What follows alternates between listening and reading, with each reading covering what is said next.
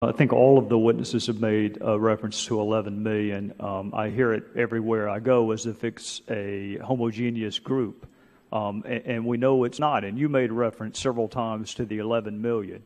Would you agree with me that those members of the 11 million who can't pass a background check shouldn't be on a path to anything other than deportation? But maybe the people that don't pass a background check, but I do believe that there should be a pathway for the majority of the 11 million. Well, now that's a very different from what you said earlier, and that's kind of my point. My point is all 11 million can't pass any background check. All 11 million of any category of people, from preachers to members of Congress, can't pass a background check. Mm-hmm. So why persist with the talking point of 11 million when we know that that's disingenuous? All 11 don't want to be citizens. All 11 million can't pass a background check. Mm-hmm. And even if you concede that, then we get to the details of what the background check is going to look like. For instance, if you were sitting where Mr. Amadei is sitting, if you have a conviction for domestic violence, should you be on a path to citizenship or a path to deportation? Well, I can only argue for my sake and my parents' sake. No. With all due respect, you advocated on behalf of 11 million aspiring Americans. You're not a difficult fact pattern. Ms. Rivera is not a difficult fact pattern. So the talking point of 11 million aspiring Americans, I'm not interested in that. I'm down in the details of what does a background check look like. Do you think a conviction for domestic violence should disqualify someone from being on a path to citizenship or status? I think I'm going back again to that's up to you all to decide. Well, if it's up to us, then why do I constantly hear 11 million if it's one monolithic, homogeneous group? Why? I mean, why not just say what you said, there are subgroups that warrant different levels of scrutiny. For instance, children who were brought here with no criminal intent, that warrants one level of scrutiny. The parents who brought them here who can fashion criminal intent warrants another level of scrutiny. Those who have misdemeanor convictions have one level of scrutiny. Well, those who have multiple misdemeanor convictions have a different level of scrutiny. Those who have felony convictions have a different level of scrutiny. Why is that not the more honest response than to talk about 11 million aspiring Americans? Well, honestly, I'm in no position to tell you who deserves what, and I don't know what you would do. How would you decide that one person deserves something that the other doesn't? So, well, it's not hard for me. I spent 16 years prosecuting people for domestic violence. That's a disqualifier to me, even though most states consider it a misdemeanor. So with all due respect, the devil is in the details. Right. The bright line, people don't have any trouble with that. The devil's in the details. I'm out of time. I'll just say this on behalf of all four of you. Were very good, persuasive witnesses. Even if I don't agree necessarily with everything that's said, I think you're here in good faith. You've contributed to the debate. When I see quotes like I did today from someone named Dan Pfeiffer, who apparently works for the president, I think it's the same Dan Pfeiffer that once said the law is irrelevant. And he tweeted out today that our plan is to allow some kids to stay but deport their parents. He summarized this entire debate with that tweet. So I want to compliment you and thank you for not being a demagogic, self-serving political hack who can't even be elected to a parent advisory committee, much less Congress, which is what Mr. Pfeiffer is. I want to thank you for not being that and understanding these are complex issues where reasonable minds can perhaps differ. And with that, on behalf of all of us, thank you for contributing to this issue. Does the ranking member wish to say something in conclusion? No, I would. When Chairman Goodlatte had the first immigration hearing months ago, I said we were looking for a remedy that would last a lifetime.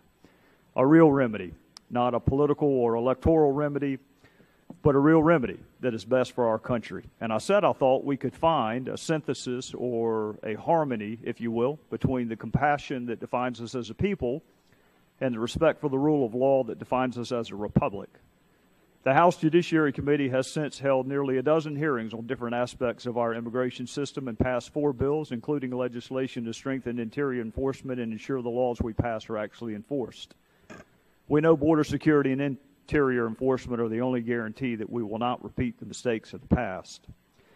The issue of how to treat children brought to this country is not new. Congress has considered it since at least 2001, but it is a new issue for this Congress and several members of this subcommittee. We all view children as a special protected class. We have all witnessed acts of heroism where total strangers risk and sacrifice their lives for other people's children. We admire teachers and other professionals who dedicate their lives to teaching and helping other people's children. Children and the issues that impact their lives unite us like nothing else. And because children are a special class, the law treats children differently in almost every regard. When children wander into neighborhood yards, we don't call that trespassing.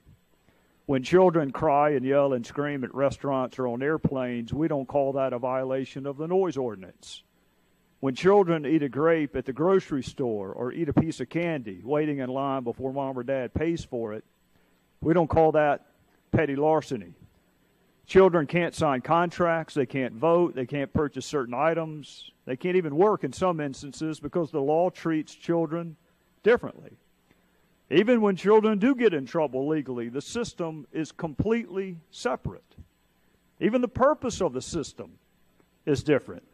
The purpose of the adult justice system is to punish. The purpose of the juvenile justice system is to rehabilitate and to restore.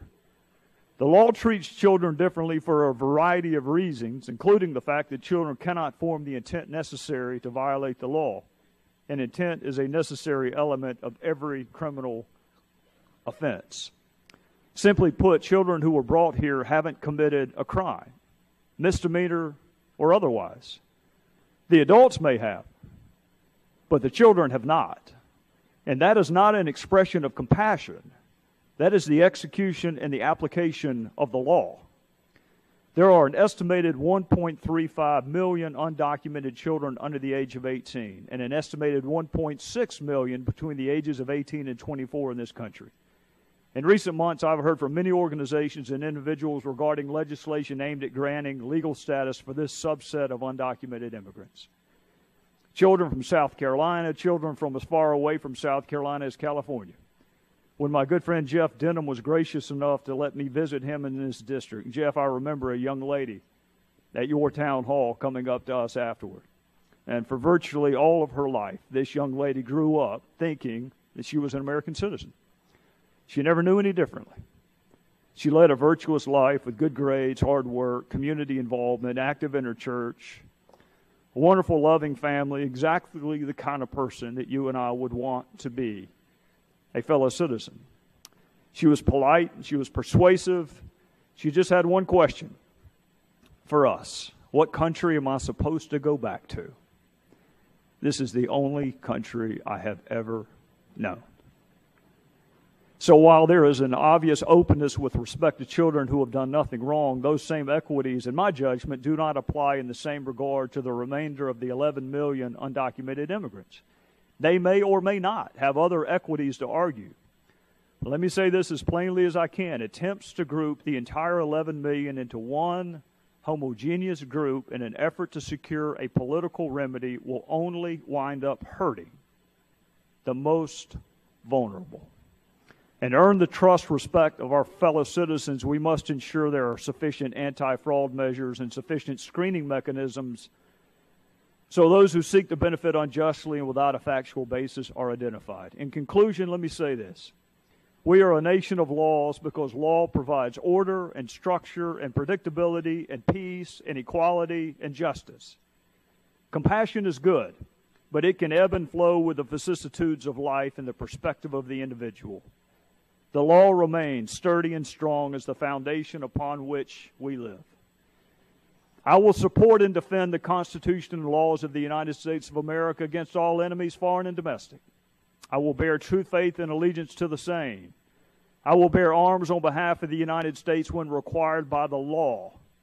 I will perform non-combatant service in the armed forces of the United States when required by the law. I will perform work of national importance under civilian direction when required by the law. That is not an oath for Congress.